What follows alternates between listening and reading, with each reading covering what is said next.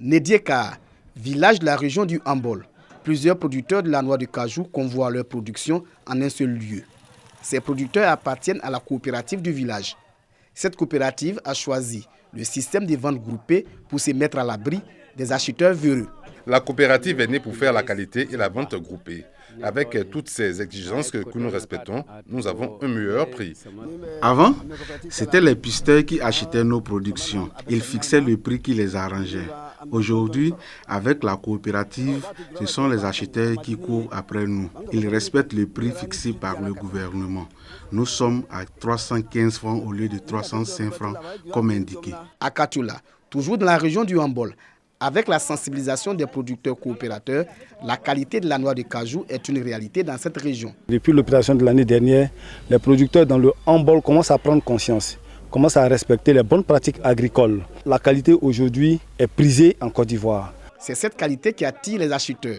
Toute chose qui milite en faveur d'une hausse du kilogramme de l'anacade. Le kilogramme se négocie entre 305 francs et 320 francs CFA. Soit une hausse de 15 francs, un prix à l'avantage des producteurs. Le gouvernement a donné 305 francs. Je crois qu'on a plus que 305 francs. Aujourd'hui, nous sommes en train de payer le produit à 320 francs. Puisque c'est un produit regroupé, c'est pour une coopérative. Donc les coopérants ont 315 francs et maintenant les 5 francs, c'est pour la coopérative. La qualité de la noix de cajou et le système de vente groupée sont deux exigences du Conseil du coton et de l'anacade pour maintenir ou augmenter le prix borchant de l'anacade à la mosse de chaque campagne. La vente groupée, elle incite les producteurs à d'abord traiter le produit. Ils nous désignent 1 ou 2 jours dans la semaine où le produit est mis ensemble. L'acheteur vient regarder la qualité à sa convenance et il paye le produit. Nous insistons tous les autres villages à s'organiser en coopérative pour qu'ils puissent vendre leurs produits en vente groupée. Il y a un adage qui dit que plus vous êtes ensemble, plus vous êtes fort. La région du Hambol est la deuxième zone de production de l'anacade avec 99 000 tonnes. La campagne écoulée derrière la région du Béré. Pour cette campagne, 50 000 tonnes sont déjà collectées dans le Hambol.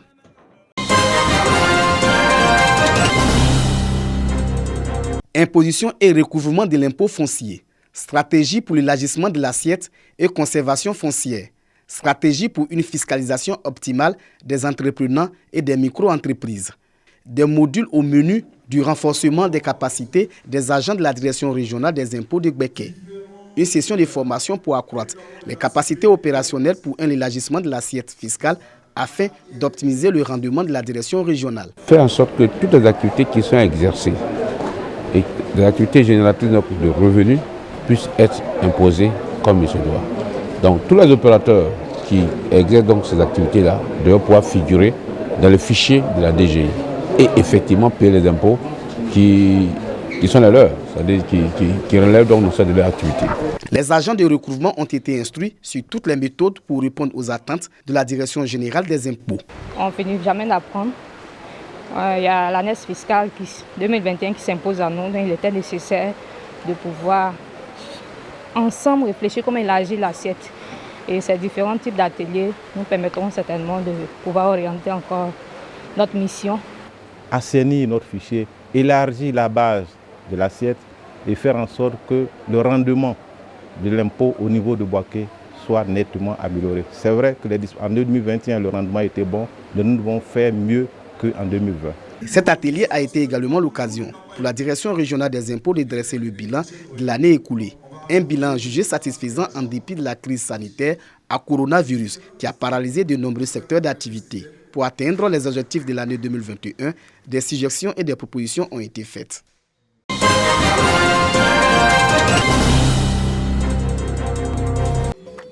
À peine élu, le nouveau député RHDP de la sous-préfecture de Korogo, Amadou Koulibaly dit Ams, de nouveau sur le terrain dans sa circonscription.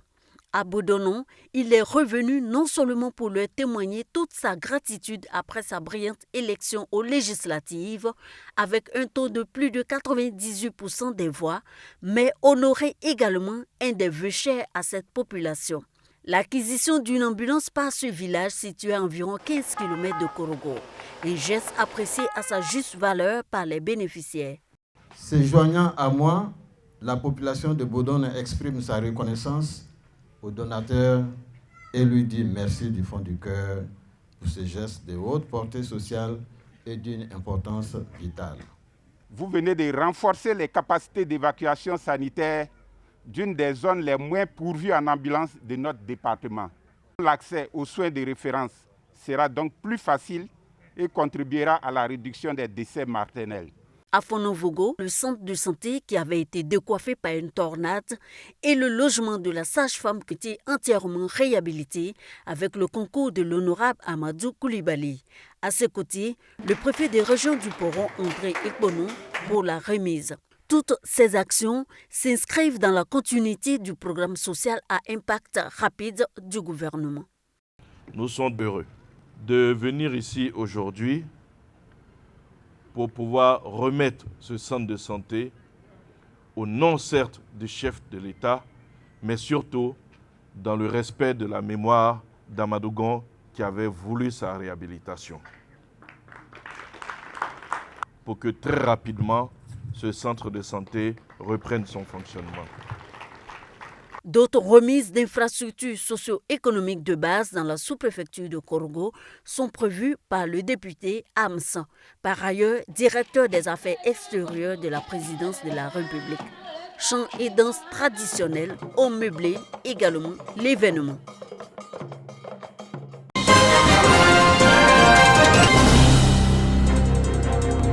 Ils sont venus des 4 coins de la Côte d'Ivoire pour prendre part à cette 8e Assemblée générale ordinaire qui se tient de la ville de Divo. Par leur présence massive, ces membres de l'URPCI, Union des radios de proximité de Côte d'Ivoire, entendaient réaffirmer un engagement, celui de s'impliquer durablement dans la construction de la paix et de la cohésion sociale en Côte d'Ivoire. Quand nous lançons des messages, nous essayons de voir les réactions des gens parce que nous sommes des agents de changement de comportement. Donc au quotidien, nous comprenons que quand il y a des crises et que les radios s'invitent dans la résolution de ces crises en donnant la parole aux communautés, très facilement la tension baisse. C'est un hymne à la réconciliation. Initier des formations à l'intention des journalistes sur la culture de la paix et permettre à toutes les sensibilités de s'exprimer sur les antennes des radios de proximité. Bref, à ces assises, tout a été passé en revue pour faire des acteurs des radios de proximité de véritables vecteurs de paix. Une volonté qui cadre bien avec les aspirations du gouvernement. Parrain de cette Assemblée générale ordinaire, Amédée Kofi Kwaku, ministre de l'équipement et de l'entretien routier, par ailleurs maire de la commune de Divo. Il les a exhortés à jouer pleinement leur rôle, celui de permettre à la Côte d'Ivoire de poursuivre son développement. Il était bon que nous puissions donc leur dire au nom du président de la République que l'objectif du président c'est d'apporter le bonheur aux Ivoiriens. Et ce bonheur, c'est-à-dire à travers les infrastructures, les routes, les écoles, les centres de santé, l'électricité. Mais tout ça ne peut pas se faire si notre pays n'est pas en paix, si notre pays n'est pas stable. Et donc, ils ont un très très grand rôle à jouer. Les messages qu'ils doivent véhiculer au quotidien doivent être des messages de paix et de cohésion. Les radios de proximité face au défi du vivre ensemble en Côte d'Ivoire. C'est le thème de cette 8e Assemblée générale ordinaire de l'Union des radios de proximité de Côte d'Ivoire. Une rencontre à l'issue de laquelle Eric Gou a été élu nouveau président de la fêtière en remplacement de Bamba Karamoko.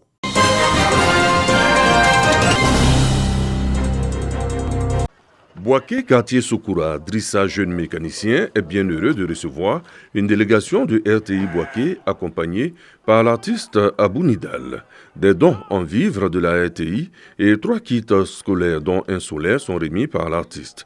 Une action qui rentre dans le cadre du retour de Cadence, une émission grand public de RTI Boaké.